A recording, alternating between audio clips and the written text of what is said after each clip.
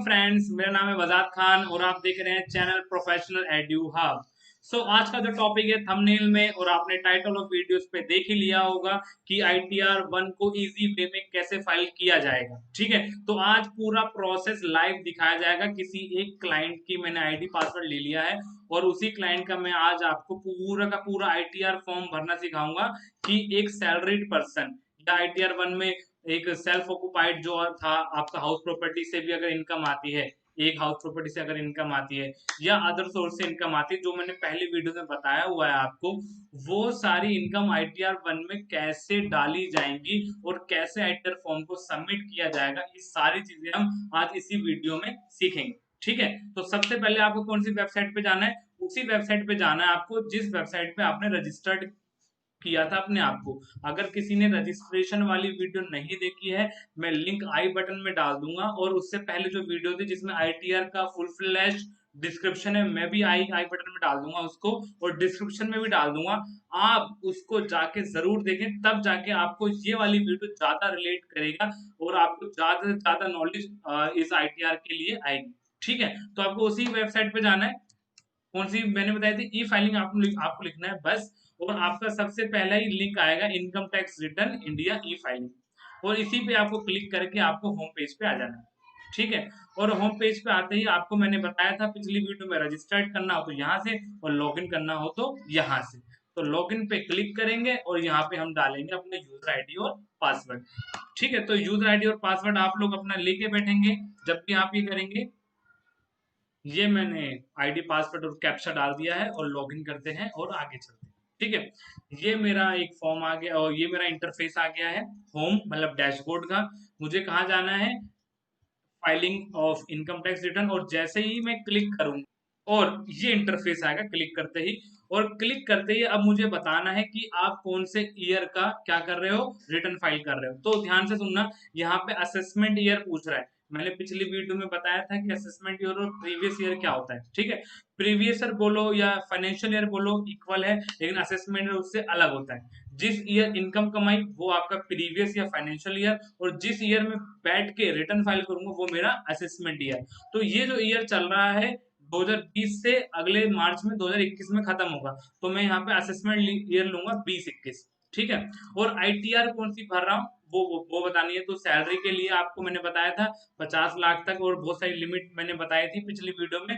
तो उसके अकॉर्डिंग हम ITR-1 फॉर्म सेलेक्ट करेंगे और यहाँ पे क्या लेंगे, ओरिजिनल है ये रिटर्न। और फिर उसके बाद क्या करेंगे, अब यहाँ दो ऑप्शन पूछता है, या तो अपलोड करो या तो प्रिपेयर करो ऑनलाइन। ठीक है, दोनों में डिफरेंस क्या है? इनकम टैक्स वेबसाइट पे एक और तरीका है क्या, कि आप एक यहाँ पे एक यूटिलिटी दी जाएगी, मतलब एक फॉर्म है समझो, एक्सेल टाइप का एक फॉर्म बना होगा, उसमें अपनी इनकम वगैरह डालो, वही सारी सेम चीजें डाल के पूरा फिल करके यहाँ पे अपलोड कर दो।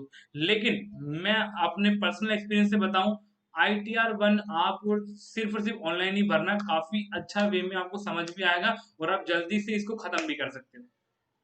ठीक है, तो आज ऑनलाइन ही करेंगे और फिर यहाँ पे हम लोग करते हैं कंटिन्यू। ये सारी चीजें मतलब इनको आप पढ़ना, यहाँ पे लिखा होगा कि पैन कार्ड पे जो भी डिटेल होगी वो आपकी ऑटो फिल्ड होके आगे आ जाएगी। ये सारी सारी डिटेल आपकी ऑटोमेटिक आ जाएगी। ठीक है, इसको पढ़ना एक बार और फिर हम करेंगे कंटिन्यू। कंटिन्यू, आई एग्री और कंटिन्यू। ये आ गया है मेरा फॉर्म। ठीक है, इस फॉर्म में छोटे छोटे टैब है ये सारे, और स्टार्टिंग में आपको इंस्ट्रक्शन दी हुई है कि हर टैब को अगर आप भरोगे तो किस हिसाब से भरना है वगैरह वगैरह। तो हम एक एक टैब को और क्या नाम, एक एक टैब को अच्छे से डिस्कस करेंगे कि एक भी चीज छूटे ना। दूसरा, जब भी आप लॉगिन करोगे तो लॉगिन करते ही आपका टाइम पीरियड हो जाता है स्टार्ट। यहाँ पे आपको दिख रहा होगा जैसे ही 44 मिनट रह गए। ठीक है, तो आपको इसी टाइम पीरियड में इसको फाइल करना है। ये बोलो आपके लिए अच्छी बात है इस साल के लिए। इससे पहले साल में सिर्फ 10 मिनट हुआ करते थे, आपको 10 मिनट में ये पूरा प्रोसेस फॉलो करना पड़ता था। इस टाइम में 45 मिनट है, तो आराम से आप इसको करिए।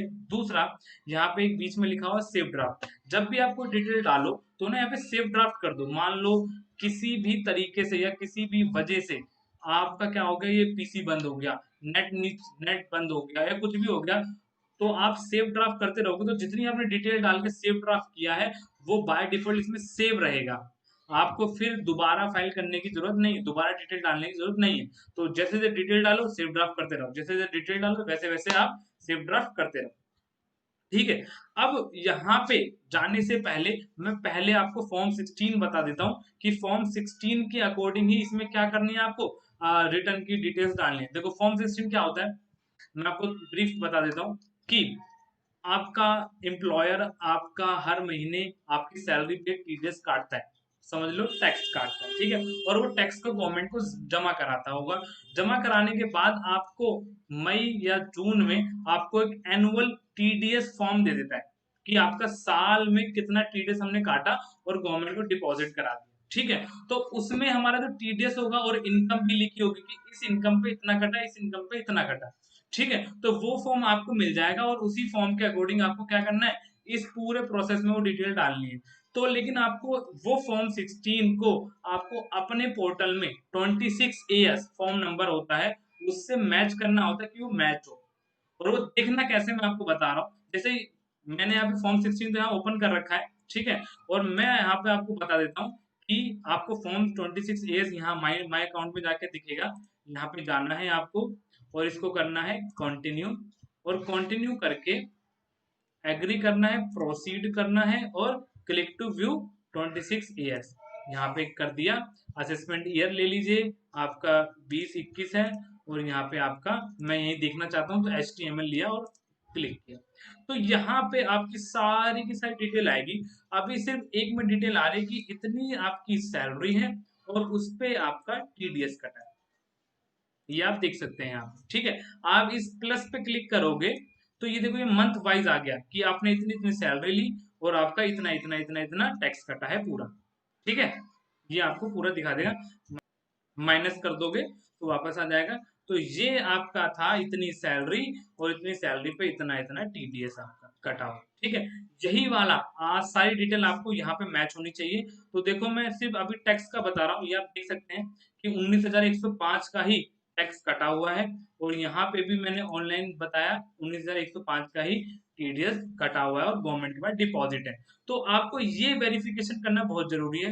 दूसरा यहाँ पे आपको एक और चीज भी पता लग जाएगी, जो फॉर्म 16 है वो सिर्फ सैलरी के लिए होता है, ठीक है। इसमें सारी सैलरी से रिलेटेड कैलकुलेशन होगी, ये अभी हम देखेंगे, डिस्कस करेंगे, इसमें सारी सैलरी से रिलेटेड है।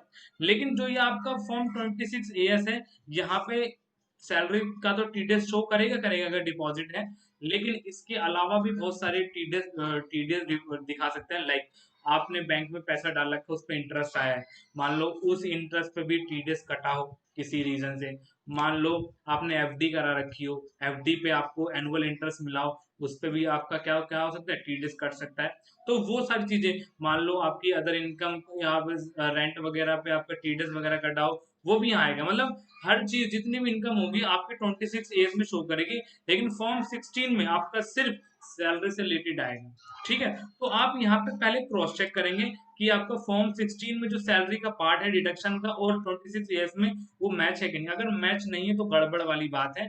आप सिर्फ 26 AS के अकॉर्डिंग ही, मतलब ये जो आपका लिखा 26 AS के अकॉर्डिंग ही डिटेल डाल सकते हो, अदरवाइज आपको एक नोटिस आ सकता है गवर्नमेंट की तरफ से। तो 26 AS को देखना बहुत जरूरी है। तो मैंने 26 AS को देख लिया है और क्रॉस चेक कर लिया है, सेम सेम है, ठीक है। तो हम अपने फॉर्म पे चलते हैं। ये मैं आ गया डैशबोर्ड पे, दोबारा वही प्रोसेस फॉलो कर लेते हैं, फॉर्म पे आ गए। कुछ जनरल इंफॉर्मेशन है, ये आपकी पेन पेन बेस्ड रहेगी। कुछ फ्रीज होंगी जो चेंज नहीं हो सकती हैं, कुछ अनफ्रीज रहेंगी जो चेंज हो सकती हैं। जैसे ये यहाँ पे नाम है, यहाँ इसको नाम को चेंज कर सकते हो। आधार कार्ड है, आधार कार्ड चेंज कर सकते हो। ईमेल आईडी है, फोन नंबर है, आप इसको चेंज कर सकते हो। लेकिन पेन आपका क्या रहेगा, फ्रीज। सरनेम आपका क्या रहेगा, फ्रीज, इसको आप चेंज नहीं कर सकते, ठीक है। तो ये तो ऑटोफिल है। फिर उसके बाद ये चीज जो है ये थोड़ा देखने वाली है, इसको थोड़ा सा ध्यान से देखना। जैसे कि आपको पहले यहाँ बताना है कि ये कौन सा एम्प्लॉय है, नेचर ऑफ एम्प्लॉयमेंट। ये अगर गवर्नमेंट डिपार्टमेंट में है तो स्टेट गवर्नमेंट के अंदर है या सेंट्रल गवर्नमेंट के अंदर है, या पब्लिक सेक्टर में है, या पेंशनर्स है, मतलब पेंशन की वो आती है इनकम, या कोई अदर, या फैमिली पेंशन आती है, ठीक है। तो अगर ऐसा कुछ है तो यहाँ पे आपको सेलेक्ट करना होगा। तो मेरा जो क्लाइंट है ये नेवी में काम करता है, ये सेंट्रल एम्प्लॉय है, तो मैंने सेंट्रल ले लिया। इसको आप बिल्कुल नहीं छेड़ेंगे, बिल्कुल ऐसे ही रखेंगे। अब ये 3 पॉइंट जो आपके आए हैं इसको थोड़ा ध्यान से समझ लें, ये इस साल की न्यूएस्ट अमेंडमेंट है, तो इसको आपको समझना बहुत जरूरी है, ठीक है। तो ये 3 पॉइंट क्या है, और अगर आपके साथ ये हुआ है तो आपको इसको फिल करना पड़ेगा। बोल रहा है कि अगर आपका कोई करंट अकाउंट है, यहाँ ध्यान से देखिए, करंट अकाउंट, सेविंग अकाउंट की बात नहीं हो रही है। अगर आपका कोई करंट अकाउंट है और उसमें आपने, या कोई करंट अकाउंट एक हो या करंट अकाउंट एक से ज्यादा, वट एवर जो भी है, आपने करंट अकाउंट में इस पूरे साल में जैसे तैसे करके, लाइक 10,000, 20,000, 30,000, 1 लाख, 1 करोड़, जैसे मर्जी करके आपने लमसम 1 करोड़ तक का डिपॉजिट कराया है, टोटल 1 करोड़ तक का डिपॉजिट कराया है। अगर ऐसा हुआ है तो आपको यहाँ बताना पड़ेगा। तो आपको ये इस ऑप्शन को यस करना है और यहाँ पे आके करना है यस, और यहाँ डालना है अमाउंट, कितना गया, मतलब 1 करोड़ से ऊपर कितना गया वो डालना है। नहीं है तो आप यहाँ पे नो करो।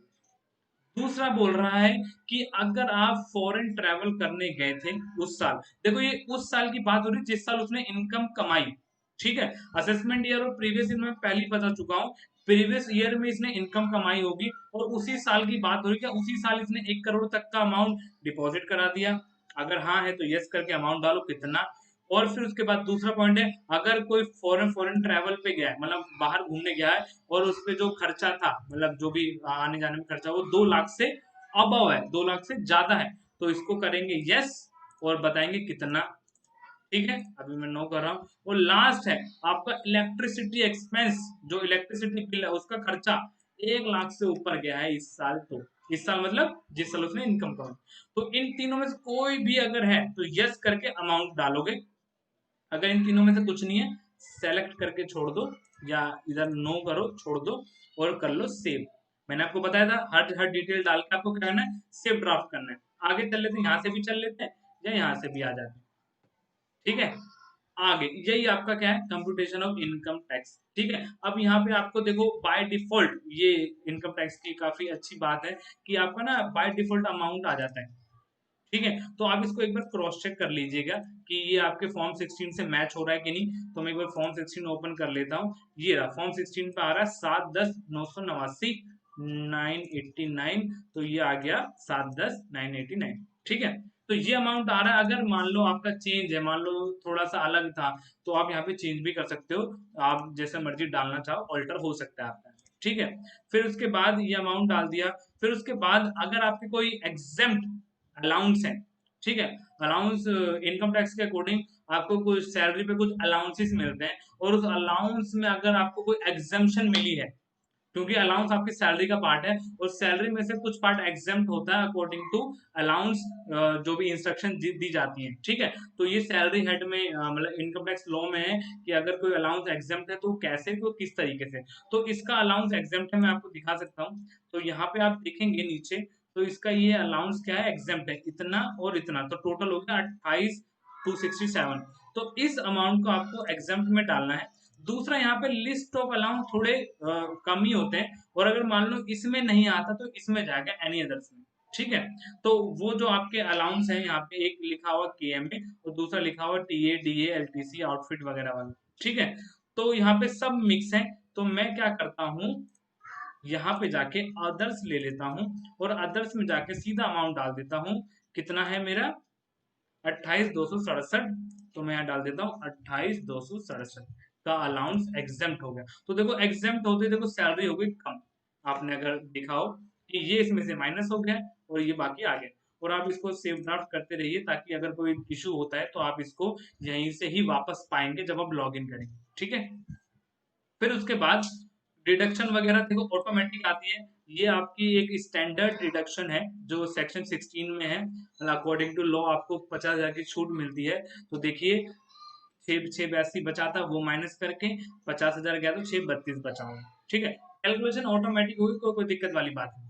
ठीक, तो ये हो गया income chargeable under head salary, इतना आ गया। ठीक है, फिर उसके बाद ये होगा एक सोर्स की इनकम। अब आईटीआर 1 में जो मैंने आपको बताया था कि सहज फॉर्म है, मैंने अपनी पहली वीडियो में बताया हुआ कि वो सहज फॉर्म है, उसी में बोला गया था कि एक इनकम तो सैलरी वाली, दूसरी इनकम अगर आपकी प्रॉपर्टी एक है और उससे भी इनकम आ रही है तो आप यहाँ डालोगे उसको।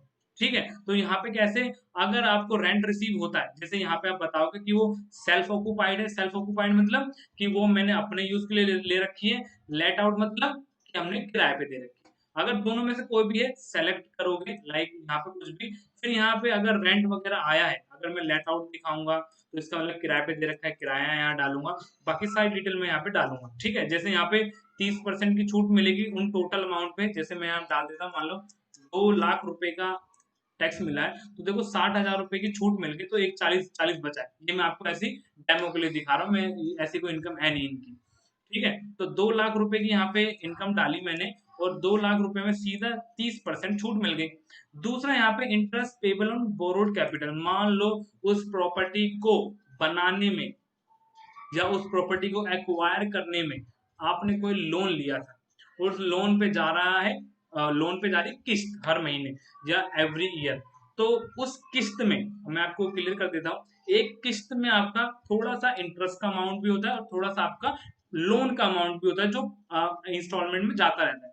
तो जो उस इंस्टॉलमेंट में इंटरेस्ट का अमाउंट है, यहाँ ध्यान से पढ़िए, इंटरेस्ट पेबल, वो यहाँ पे डिडक्ट हो सकता है। लाइक मैं बता दूं 25,000 रुपए मान लो, तो वो माइनस हो जाएगा, एक 15 बचा आपका। ठीक है, तो ये सारी डिटेल आप डाल सकते हो, लेकिन क्या नाम, इन पर्सन का कुछ भी नहीं था, तो मैं यहाँ से इसको हटा रहा हूँ। ठीक है, ये मैंने हटा दिया। ठीक है, तो यहाँ से मैंने हटा दिया है पूरा, इन इन इन उनका क्या नाम, इन पर्सन का कुछ भी नहीं था, इसलिए मैंने यहाँ से इसको हटा दिया है कि कुछ नहीं। ठीक है, लेकिन अगर आपका हो तो आप ऐसे डालोगे। फिर उसके बाद nature of income of other source, बताया था मैंने अदर सोर्स की इनकम, तो आप यहाँ पे डालोगे कि अगर आपको इंटरेस्ट मिला सेविंग बैंक से, यहाँ डालोगे। इंटरेस्ट मिला डिपॉजिट से, लाइक बैंक डिपॉजिट या पोस्ट ऑफिस में या कॉर्पोरेट सोसाइटी में, तो इंटरेस्ट फ्रॉम, और क्या नाम, interest from income tax refund, income tax refund पे अगर मान लो आपको इंटरेस्ट मिला हो वो, या फैमिली पेंशन है, या एनी अदर, तो कोई सा भी यहाँ पे होगा, आप यहाँ पे सेलेक्ट करोगे, यहाँ अमाउंट डालोगे। लाइक मेरे को इनमें से कोई इनकम नहीं हुई, मैंने एनी अदर ले लिया, या मान लो डिविडेंड मिला है, मैंने शेयर में पैसे लगा रखे थे, तो आप यहाँ लिख देना डिविडेंड और यहाँ लिख देना अमाउंट, जो भी होगा आपका। लेकिन इन पर्सन की कोई इनकम नहीं है, आप हटा दो इसको, हटा दिया मैंने। और जो भी डिटेल डाल लो सेव ड्राफ्ट करते रहो, ताकि आपका जो भी बंद बंद हो गया तो आपको वहीं से मिल जाए। ठीक है, सेव ड्राफ्ट करते रहना है। अब आप यहाँ पे ध्यान से देखिए, ये है आपकी डिडक्शंस, सबसे इंपॉर्टेंट चीज आपकी। ये डिडक्शन क्या है मैं आपको बता दूं। पहले डिडक्शन का आप मतलब समझिए, इनकम टैक्स लॉ में ही एक चैप्टर है 6 से, उसमें आपकी कुछ सेक्शन है, मतलब कुछ बातें हैं, उन बातों में ये बोला गया कि भाई अगर आप इनकम कमाते हो और आप उस इनकम से कुछ खर्चे करते हो अकॉर्डिंग टू दोज सेक्शन, मतलब ये जो सेक्शंस हैं ये बातें हैं इनमें, और इन बातों के अकॉर्डिंग आपने कोई भी खर्चा किया है उसकी आपको छूट मिलेगी, मतलब आपकी इनकम जितनी भी हो उस अमाउंट को वहां से कम कर दिया जाएगा, डिडक्ट कर दिया जाएगा, फिर उसके ऊपर टैक्स कैलकुलेट होगा। समझ गए? तो यहाँ पे हमको वो अमाउंट डालना है। समझ गए? तो इसके लिए वैसे मैं सेपरेट वीडियो लाऊंगा, क्योंकि ये जो चैप्टर है बहुत बड़ा है इनकम टैक्स का, तो एक एक सेक्शन की मैं अलग अलग वीडियो बनाऊंगा ताकि आपको अच्छे से समझ आ जाए। ठीक है, तो चलते हैं, पहले हम एक एक एक करके सेक्शन को हम एक बार गो थ्रू थोड़ा थोड़ा ब्रीफ में देख लेते हैं। जैसे 80C में 21 चीजों की छूट मिलेगी आपको, ध्यान रखना। ठीक है, 80C में 21 चीजों की छूट मिलेगी, तो आप यहाँ से जैसे मैं मोटी मोटी बता दे रहा हूँ, लाइक आपने, मैंने आपको बताया था इंटरेस्ट जो था यहाँ पे छूट मिलेगी, जो अगर मान लो हाउस प्रॉपर्टी के लोन पे इंटरेस्ट की छूट यहाँ पे, और जो बचा हो गया आपका लोन अमाउंट, उसकी छूट आपको 80C में मिलेगी यहाँ पे। एक पॉइंट मैंने ऐसा बता दिया।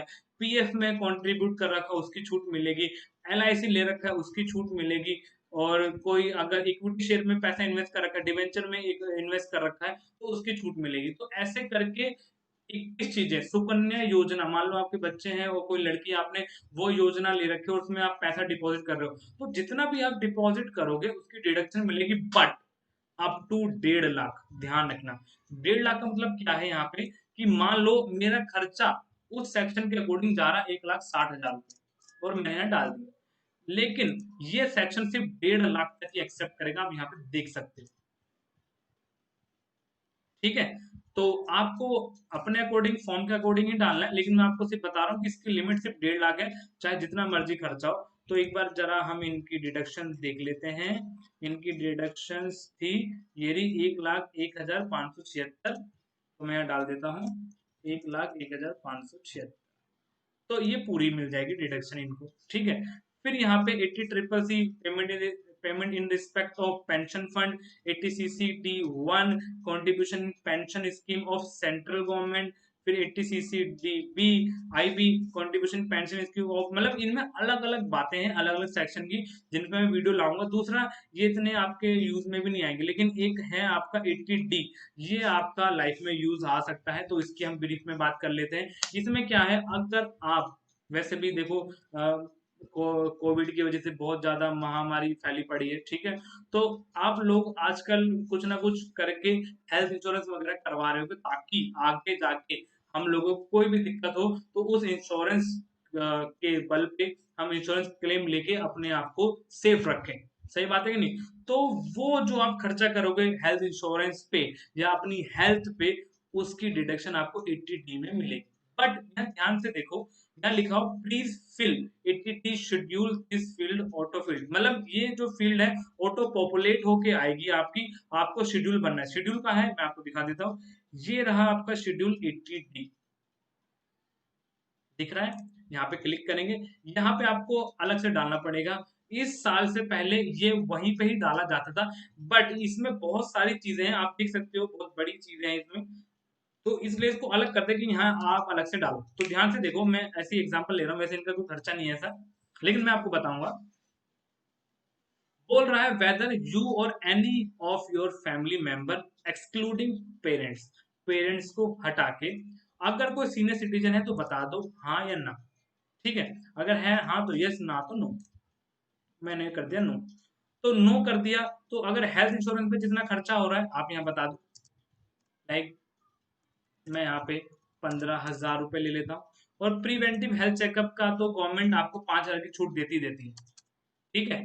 तो आपको क्या करना है, 5,000 के आप छूट ले सकते हो कि एनुअली आपका 5,000 का खर्चा प्रिवेंटिव हेल्थ चेकअप में हो गया। लाइक छोटा मोटा जुकाम हो जाता है, छोटा मोटा जो भी आपका खर्चा हो ही जाता है हर महीने आपका, बच्चों का, तो वो वाला अमाउंट 5,000 का गवर्नमेंट ने बोला हुआ कि ले सकते हो। तो टोटल डिडक्शन आपकी 20,000 की हो गई, ठीक है।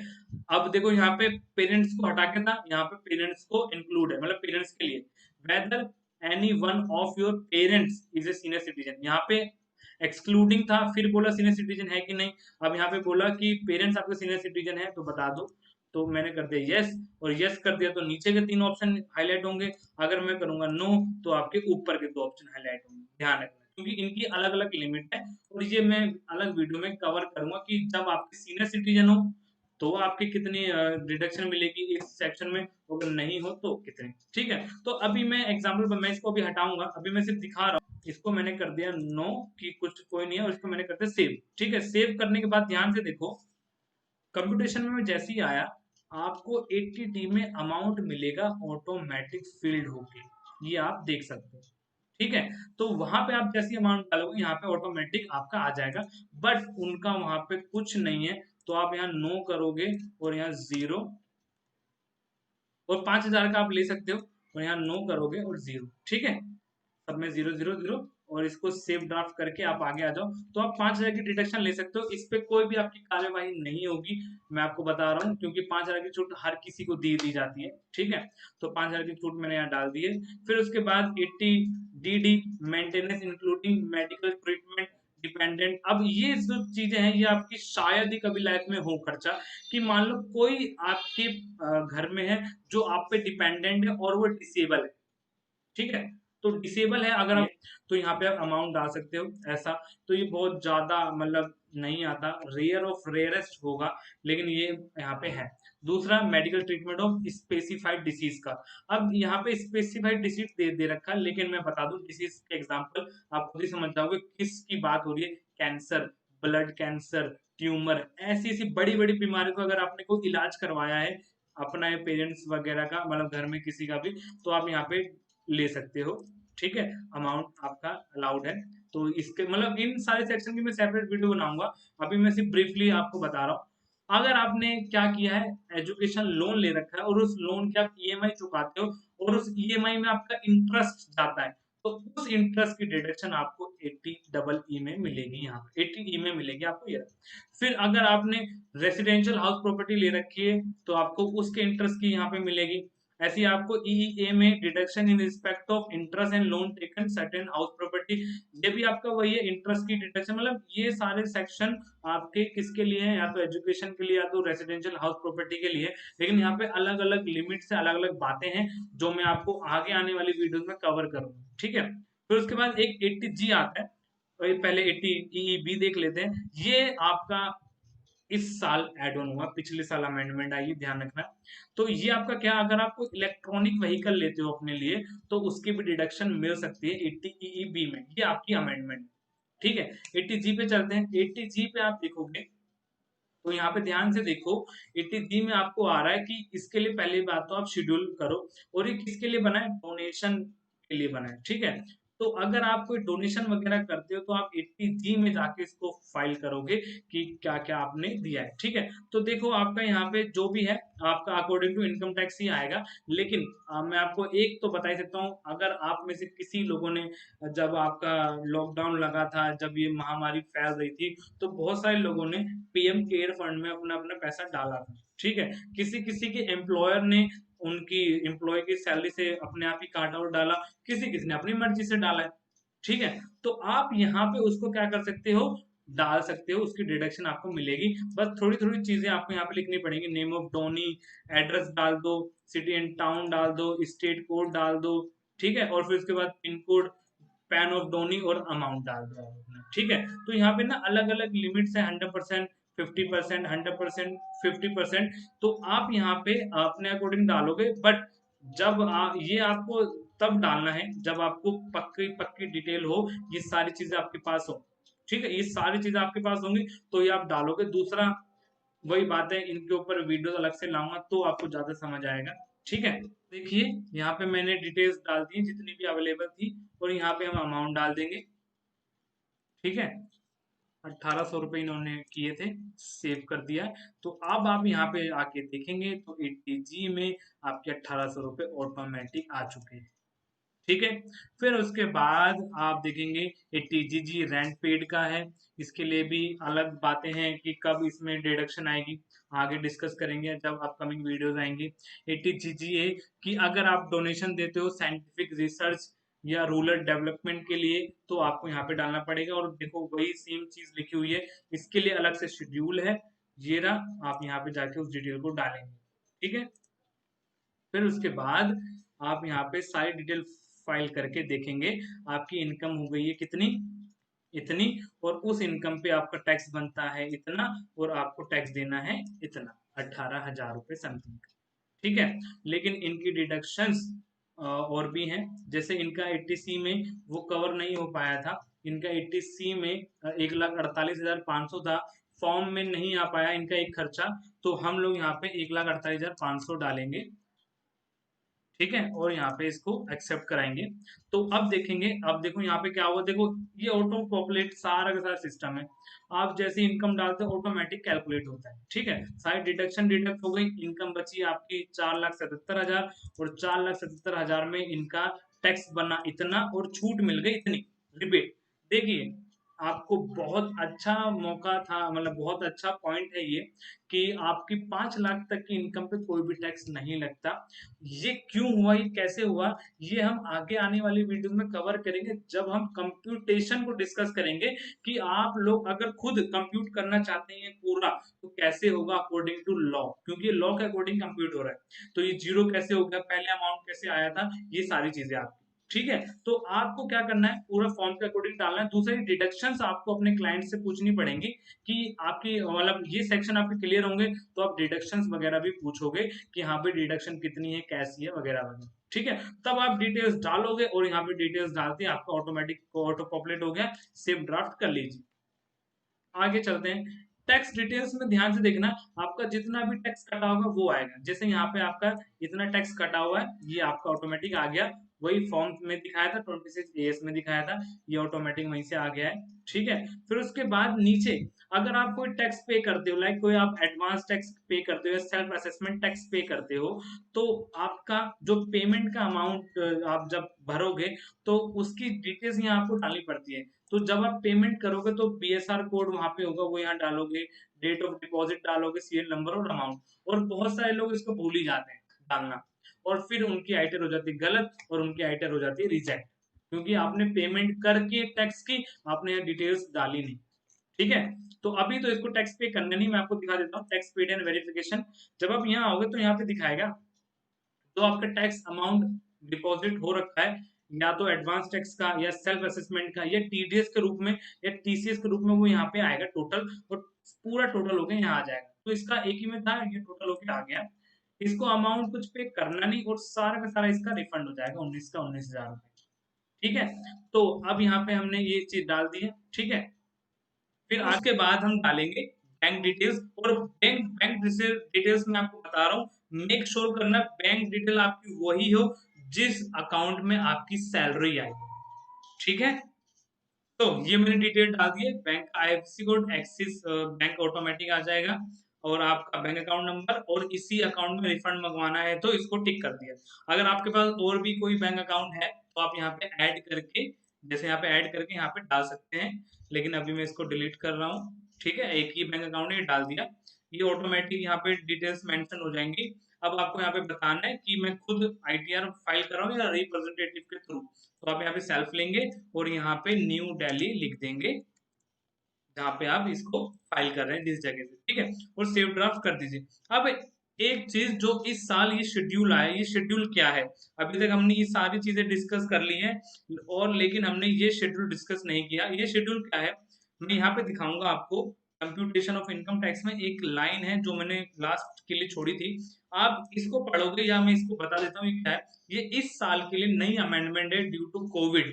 हुआ क्या है, गवर्नमेंट ने बोला कि अगर आप कोई भी डिडक्शन क्लेम करना चाहते हो, तो नॉर्मल डिडक्शन है कि आप जिस ईयर में आपने इनकम कमाई, लाइक 1 अप्रैल 2019 से 31 मार्च 2020 तक जो भी इनकम कमाई और जो भी इससे इन सेक्शंस के रिलेटेड खर्चे हैं, वो आप यहाँ पे डालो और अपनी डिडक्शन को क्लेम कर लो। लेकिन यहाँ पे ये बोला गया कि आपको डिडक्शन ज्यादा मिल सकती है 1/4/2020 से 31/7/2020 तक। तो अगर आप ये वाली डिडक्शन, मतलब इन अप्रैल, मई, जून और जुलाई तक की डिडक्शन को अगर आप क्लेम करना चाहते हो, तो आप इस ऑप्शन को यस करोगे, तो आप उस डिडक्शन को क्लेम कर सकते हो। और जैसे ही आप यहाँ पे यस करोगे, आपका ये शेड्यूल यहाँ पे हाईलाइट हो जाएगा, ये आप देख सकते हैं।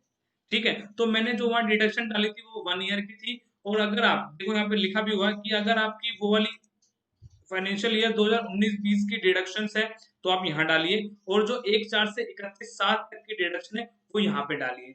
तो आपको डिटेल अलग अलग डालनी पड़ेगी। तो ये शेड्यूल नया ऐड हुआ है, बट इसकी कोई भी डिडक्शन इनको क्लेम नहीं करनी, तो यहाँ पे हम नो करेंगे कि ऐसी कोई डिडक्शन नहीं है हमारी। ठीक है, तो वो वहां पे अब हाईलाइट नहीं होगा, सारी चीजें अब अनहाईलाइट होगी, आप कोई भी एडिटिंग नहीं कर सकते हो। ठीक है, तो ये सारी चीजें आपको फाइल कर देनी है। एट द एंड आपके यहाँ पे आपको क्या आएगा, ऑप्शन आएंगे कि आप ई वेरीफाई कैसे कराना चाहते हो। मैंने पिछली वीडियो में भी बताया था कि अगर आपका आधार, आपका आधार पैन कार्ड से लिंक हो जाएगा इस वेबसाइट पे, तो आप थ्रू एक ओटीपी आप अपनी ई वेरीफाई कर सकते हो। ठीक है, तो पहले मैं यहाँ पे ऑप्शन लूंगा कि ये वाला ऑप्शन सबसे सही रहता है कि हम ई वेरीफाई करा देंगे 120 दिन के अंदर अंदर, और यहाँ पे हम सेव ड्राफ्ट कर लेते हैं। अब हम प्रीव्यू सबमिट करने चलते हैं। तो प्रीव्यू सबमिट करते ही अगर आपकी कोई भी डिटेल इनकरेक्ट होगी तो ये बताएगा कि कोई भी डिटेल जो आपने नहीं डाली वो इनकरेक्ट है, तो वो आपको ठीक करना पड़ेगा। सही होगी तो आप सबमिट हो जाएगी आपकी डिटेल। तो यहाँ पे मैं क्लिक करता हूँ, तो यहाँ पे हम प्रीव्यू एंड सबमिट करेंगे, और जैसे प्रीव्यू सबमिट पे क्लिक किया, ये बोलेगा क्लिक ओके होते ही आपकी हो जाएगी सबमिट, या सीधा सबमिट कर सकते हैं। तो ये एक साथ ये पूरा आईटीआर का फॉर्म आ गया, जो भी आपने हर टैब में भरा था ये ऑटो पॉपुलेट होके एक ही साथ आ गया। इसको आप डाउनलोड भी कर सकते हैं या इसको सबमिट कर सकते हैं, डायरेक्ट बाद में भी डाउनलोड हो जाएगा। तो हम इसको सबमिट करते हैं। सबमिट करते ही आपकी जो रिटर्न है ये सबमिट हो चुकी है। अब आप पे यहाँ पे लिखा हुआ ये ट्रांजेक्शन नंबर है, ये सारी चीजें हैं, और ईमेल पे चला गया है। बस अब आपको ई वेरीफाई करना है, और ई वेरीफाई करते ही आपकी ये आईटीआर सबमिट हो जाएगी गवर्नमेंट के पास। और फिर उसके बाद आपको क्या करना होगा, टेंशन खत्म, बस। ठीक है, तो मैं एक बार दिखा देता हूँ ई ई वेरीफाई कैसे करते हैं। देखो ई ई वेरीफाई के लिए यहाँ पे एक ऑप्शन आएगा, ई वेरीफाई करेंगे, और यहाँ पे आके आपको क्या करना है, अपना आईडी पासवर्ड, क्या नाम, आपको आधार ओटीपी क्या करवाना है, मंगवाना है। ठीक है, जैसे आप ई वेरीफाई पे क्लिक करोगे ये टैब आएगा और यहाँ पे आपको क्या करना है, आधार ओटीपी करवाना है। आधार के थ्रू भी हो सकता है। आप जैसे क्लिक करेंगे I would like to generate Aadhaar OTP, okay, और यहाँ पे आपको आधार का नंबर डालना पड़ेगा और आपकी आईटीआर हो जाएगी सबमिट। तो ओटीपी आ चुका है। और ये मैंने ओटीपी जो रिसीव होता है मैंने यहाँ पे डाल दिया है and I agree to validate और फिर मैं सबमिट करता हूँ और ये मेरी ई फाइलिंग और ई वेरिफिकेशन हो चुकी है। अब मैं आपको दिखाता हूँ कि ये ई वेरीफाइड कहाँ पे दिखेगा। आप यहाँ पे दोबारा डैशबोर्ड पे जाइए, इस बार आपको व्यू फॉर्म्स पे जाना है, ठीक है, और यहाँ पे आपको इनकम टैक्स रिटर्न सेलेक्ट करनी है, सबमिट करनी है और सबमिट करके आप देखोगे यहाँ पे सक्सेसफुल आपका आ रहा होगा, ठीक है। आपको यहीं पे इसको क्लिक करना है और अपनी आईटीआर डाउनलोड कर लेनी है आपको, ठीक है। मैं जैसे आईटीआर फॉर्म डाउनलोड करके दिखा देता हूँ, जैसे ये आपको क्लाइंट को देना होता है, ठीक है। तो ये मैं एक बार डाउनलोड करके दिखा देता हूँ। तो मैंने आपको जो पिछली वीडियो में बताया था कि अगर आप ई वेरीफाई कर लोगे तो आपको देखो यहाँ बड़ा बड़ा लिख के आता है do not send acknowledgement to CPC Bengaluru. मैंने आपको बताया था कि अगर आप ई वेरीफाई कर देते हो तो आपको इसको कहीं भी सेंड करने की नीड नहीं है, ठीक है। लेकिन अगर आप ई वेरीफाई नहीं कर पाते due to any reason, like आप आधार को लिंक नहीं कर पाए या आपके मोबाइल नंबर ही आपके आधार पे लिंक नहीं है, तो आपको इसको पोस्ट ऑफिस भेजना पड़ेगा, पोस्ट ऑफिस से बैंगलोर भेजना पड़ेगा, ठीक है। तो उसका भी मैं आपको एक स्क्रीनशॉट दिखा देता हूँ ताकि आप लोग उस एड्रेस को देख ले कि कहाँ पे इसको भेजना है, ठीक है। तो आप ये वाला फॉर्म देख सकते हैं, ये वो फॉर्म है, मतलब ये वो आईटीआर का फॉर्म है जिसमें ई वेरीफाई नहीं हो पाया ड्यू टू एनी रीजन।